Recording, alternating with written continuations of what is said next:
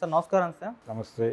Sir Hydraa దూకుడుగా అయితే వెళ్తుంది సార్. మరోసారి ఇప్పుడు మూసీ నది పరివాహక ప్రాంతాల్లో ఉన్న ఇళ్ళన్నింటినీ కూడా కూల్చేయబోతుందని వార్తలైతే వినిపిస్తున్నాయి సార్. దీన్ని ఓవైసీస్ వాళ్ళు కూడా అడ్డుకునే ప్రయత్నం చేస్తున్నట్టుగా కూడా తెలుస్తుంది. మరి మూసీ నది పరివాహక ప్రాంతాల్లో ఎక్కువగా పేదల ఇండ్లే ఉన్నాయంటున్నారు. మరి ఇది వాళ్ళకి డ్యామేజ్ అవుతుందా? ఏం చెప్తారు సార్ ఇప్పుడు? హైదరాబాదుని రీడిజైన్ చేస్తే బెటర్. హైదరాబాదుని రీడిజైన్ చేయటం అంటే హైదరాబాద్ అనేది ఏర్పడినప్పుడు ఏ ఏ ప్రాంతాలు దేనికోసం కేటాయించారు, అనేక ఉద్యానవనాలు ఉండేవి ఇక్కడ. ఆ ఉద్యానవనాలు ఏమైపోయినాయి అనేది ఒక ప్రశ్న ఉంది. అనేక కొండలు గుట్టలు వెళ్ళిపోయినాయి. వాటన్నిటినీ తిరిగి ప్రతిష్ఠ చేసేలాగా ఒకనాటి హైదరాబాద్ అంటే నిజాం నవాబు కట్టినటువంటి హైదరాబాద్ ఎలా ఉందో ఆ స్ట్రక్చర్ని కాపాడుతూ ఆనాటి చెరువులని, ఆనాటి ఉద్యానవనాలని వాటన్నిటినీ కూడా రీడిజైన్ చేసి ఆయా ప్రాంతాలన్నీ అలాగే ఉండేటట్టుగా డిజైన్ చేసి ఆ ప్రాంతాలలో ఉన్నటువంటి అన్ని ఇళ్ళు తీసేసి అలా హైదరాబాదును రీడిజైన్ చేయగలిగితే రేవంత్ రెడ్డి గారు ఒక అద్భుతమైనటువంటి అంటే పునర్నిర్మాణం, మహానగర నిర్మాణం కాదు, ఒక మహానగరాన్ని పునర్నిర్మించటం అంటే చరిత్రలోకి తీసుకెళ్ళి నిలబెట్టడం. చాలా సందర్భాలు హైదరాబాదులో ఉద్యానవనాలు అనేకం ఉండేవి, ఏమైపోయినాయి అని చాలామంది పర్యావరణవేత్తలు ఆవేదన వ్యక్తం చేస్తున్నటువంటి సందర్భం ఉంది. కనుక వీటన్నిటినీ పరిగణనలో తీసుకోవాలి. అలాగే హైదరాబాదులో రాక్ సొసైటీ అని ఒకటి ఉంది. హైదరాబాదులో అంతరించిపోతున్నటువంటి కొండలు, దాని మీద ప్రేమతో కలుసుకుని బాధపడేటువంటి ఒక ఆర్గనైజేషన్ ఉంది. ఇలాంటి అనేక సంఘాలు ఉన్నాయి ఇక్కడ. వీళ్ళందరినీ దగ్గరికి తెచ్చుకుని వీళ్ళ అందరి ఆశయాల మేరకు రేవంత్ రెడ్డి గారు హైదరాబాదులో ఎక్కడైనా గుట్ట పగలగొట్టేసి ఉంటే, ఆక్రమించి ఉంటే దాన్ని ఆ గుట్టని మళ్ళీ తిరిగి అక్కడ డిజైన్ చేసి ఆ ప్రాంతంలో ఉన్నటువంటి ఇళ్లను తీసేయచ్చు. ఇక్కడ ప్రజల్ని భాగస్వాముల్ని చేయాలి. ప్రజలకి చెప్పాలి, మేము పాత ఉద్యానవనాలని తిరిగి ఉండేలాగా చేయదలుచుకున్నాం. ఆ ప్రాంతాల్లో ఉన్న వాళ్ళందరూ ఇందులో భాగస్వాములు అవ్వండి. ఈ ఉద్యమంలో ఇది మీకోసం జరుగుతున్నది, మీ పర్యావరణ పరిరక్షణ కోసం జరుగుతోంది. మీరందరూ స్వచ్ఛందంగా మీ ఇళ్ళు పగలగొట్టేసుకోండి అని చెప్పచ్చు అని చెప్పి ప్రజల్ని భాగస్వాములుగా మార్చుకుని వీళ్ళందరికీ ఎక్కడ ఎలా రీహాబిలిటేట్ చేస్తారో ముందు ప్రోగ్రాం ఉండాలి. అంటే యుద్ధతంత్రం ఏం చెప్తుందంటే రిట్రీట్కి ఒక ప్లేస్ డిజైన్ చేసుకోకుండా యుద్ధంలోకి దిగద్దు అని చెప్తారు యుద్ధతంత్రం తెలిసిన వాళ్ళు. అసలు పారిపోయే అవకాశమే లేదు, మన విజయమే సాధిస్తామని మూర్ఖంగా వ్యవహరించొద్దు.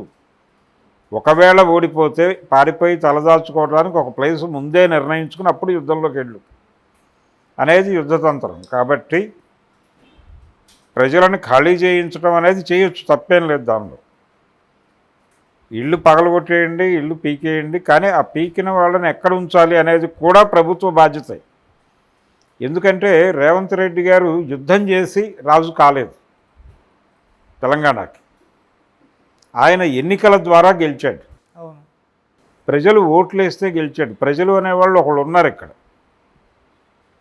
కేవలం ఆయన మాత్రమే లేడు, ప్రజలు కూడా ఉన్నారు అనే విషయాన్ని గుర్తుంచుకోవాలి. ఆయన గుర్తుంచుకుని ఆ ప్రజలకు తగిన గౌరవం కూడా ఇవ్వాలి. వాళ్ళు పన్నులు కట్టారు, కరెంటు బిల్లులు కట్టారు, ఆ రసీదులు ఉన్నాయి వాళ్ళ దగ్గర. గతంలో పర్మిషన్లు పొందటానికి డబ్బులు కట్టారు, అవి వాళ్ళు తిన్నారు వీళ్ళు తిన్నారు, మేము తిన్నామా అంటే ఓకే, నో ప్రాబ్లం. ఆ ప్రభుత్వమే ఉంటే మంచిది కదా, మీరెందుకు వచ్చారు మధ్యలో? కాబట్టి చాలా ప్రశ్నలు తలెత్తుతాయి దీనిలో.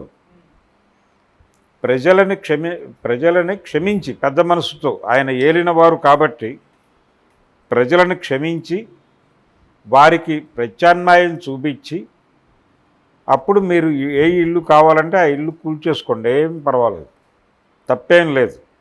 ఏం చేస్తారు మీరు ప్రభుత్వ ఆస్తులు కాపాడి? అది కూడా అందరికీ తెలుసు.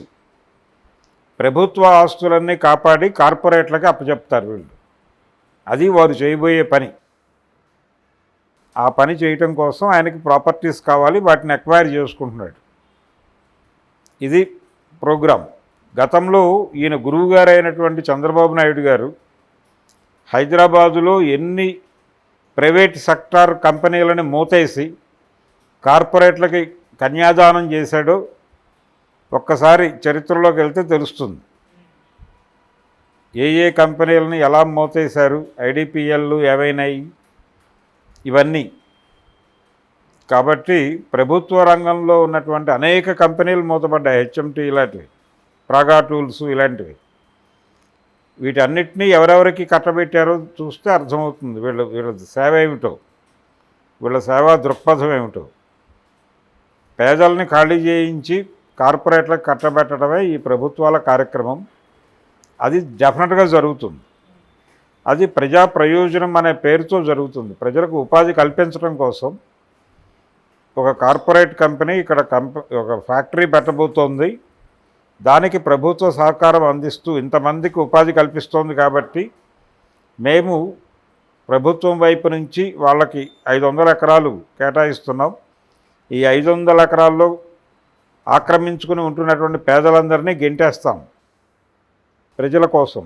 ఆ ప్రజలు ఎవరో బ్రహ్మ పదార్థం ఎవరికీ తెలియదు. వీళ్ళని గెంటేస్తారు ముందు ఇక్కడి నుంచి. వాళ్ళకపోతే తన్ని గెంటేస్తారు, పోలీసులతో తన్ని గెంటేస్తారు. ప్రజల కోసం వారికి స్థలం ఇస్తారు, వారి కంపెనీ పెడతారు. మరి ఉద్యోగాలు వస్తాయా చస్తాయా అనేది వేరే గొడవ. స్థలం వారి చేతిలో ఉంటుంది. ఇది జరగబోయే కార్యక్రమం. అందుకని రేవంత్ రెడ్డి గారు చాలా దూకుడుగా తనదైన పద్ధతిలో లిబరలైజ్డ్ ఎకానమీలో ఒక ముఖ్యమంత్రి ఎలా వ్యవహరించాలో అలాగే వ్యవహరిస్తున్నాడు. మార్కెట్ ఎకానమీ ముఖ్యమంత్రిగా ఆయనకి ఒక మెడల్ ఇచ్చి సన్మానం చేసినా తప్పేం కాదు. ప్రస్తుతం ఆ లెవెల్లో ఆయన కార్యాచరణ నడుస్తోంది.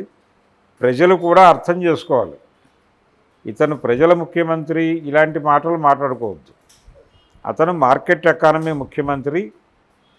అతను రాజకీయ వ్యాపారి. ముఖ్యమంత్రి అనేవాడు రాజకీయ వ్యాపారిగా గుర్తించాలి. రాజకీయ నాయకులు కాదు, రాజకీయ వ్యాపారులు మాత్రమే. నాయకులు అనేది కాదు. నాయకులు అనేవాళ్ళు లేరు, వాళ్ళు వెళ్ళిపోయి చాలా కాలం అయింది. రాజకీయ వ్యాపారం మాత్రమే నడుస్తుంది.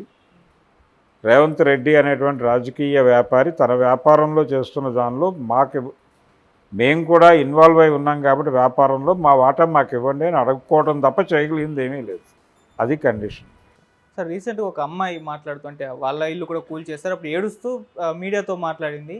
సో నోటీసులు ఏమి ఇవ్వట్లేదు, కూల్ చేస్తున్నారు. ఇప్పుడు అధికారులతో మాట్లాడే ప్రయత్నం చేసేంత టైం కూడా ఇవ్వట్లేదు, ఆ గ్యాప్లోనే కూల్ చేస్తున్నారు. కానీ ఉన్న వాళ్ళవి కూల్చట్లేదు, వాళ్ళ దగ్గర నుంచి లంచాలు తీసుకుంటున్నారు. మా ఇల్లు మాత్రమే కూల్ చేస్తున్నారు. నేను ఒక హైడ్రా అధికారిని, నేను చూశాను, ఎక్కువ డబ్బున్న వాళ్ళంతా కూడా లంచాలు ఇచ్చి వాళ్ళ ఇళ్ళని కాపాడుకుంటున్నారని చెప్పేసి ఆ అమ్మాయి చెప్పింది. తర్వాత రంగనాథ్ గారు స్పందించి అమ్మాయి హైడ్రా ఎంప్లాయీ కాదు అని చెప్పేసి ఒక క్లారిటీ ఇచ్చారు కదా, మిగతా వాటికి మాత్రం సమాధానం ఇవ్వలేదు. మరి అది జరిగే అవకాశం ఉందంట. వాళ్ళిద్దరూ రియల్ ఎస్టేట్ రిలేటివ్స్ అనే విషయం కూడా ప్రపంచానికి తెలుసు. ఎవరిద్దరు? ఈ రంగనాథు, రేవంత్ రెడ్డి. వీళ్ళిద్దరికీ ఒక రియల్ ఎస్టేట్ అక్రమ సంబంధం ఉంది అనేది కూడా ఒక విమర్శ నడుస్తోంది మార్కెట్లో. అందులో భాగంగానే ఈ దాడులు ఇవన్నీ జరుగుతున్నాయి, ఈ గొడవ అంతా. సో దీని మీద ప్రజా సంఘాలు రోడ్డు మీదకి వచ్చి ప్రభుత్వాన్ని నిలదీస్తే తప్ప పనవదు. అప్పటి వరకు అంటే ఆక్రమణలు అనేది గుడిసెవాసులని ఏమీ లేక ఎక్కడో చోట గుడిసె వేసుకున్న వాడిని ఖాళీ చేయించడం అనేది ఖచ్చితంగా తప్పే ప్రజాస్వామ్య ప్రభుత్వంలో. ఇది రేవంత్ రెడ్డి రాజ్యాంగము, రేవంత్ రెడ్డి రాజ్యము అని ప్రకటిస్తే అది ఓకే, డిక్లరేషన్ ఇచ్చేస్తే. ఇక్కడ వారు తప్ప, వారి పార్టీ వారు తప్ప ఎవరూ నివసించడానికి అనర్హులు అంటే అలాగే చేయండి, తప్పేం లేదు. కానీ మీ రాజ్యంలో ప్రజలు ఉన్నారు, ఆ ప్రజలను గౌరవించండి. గౌరవించి వాళ్ళకి ఏదో ఉండటానికి ఒక గూడు చూపించండి. గూడు మీరు పీకేస్తున్నారు మీ ప్రయోజనాల కోసం. వాళ్ళకు ఉండటానికి ఒక గూడు కల్పించండి మీరు దయతో